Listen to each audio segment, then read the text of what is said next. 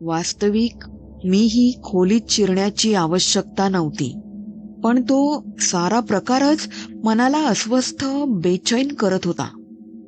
खोलीच्या कुलपाची किल्ली मी बरोबर आणली होती. मला तिथे जास्त वेळ थांबायचं नव्हतं, थांबणारही नव्हतो.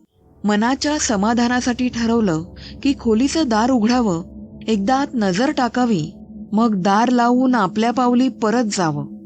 कुलूप उघडताना, कडी काढताना, दार ढकलताना आवाज व्हायचा तो झालाच. खोलीत काळोख मिट्ट होता.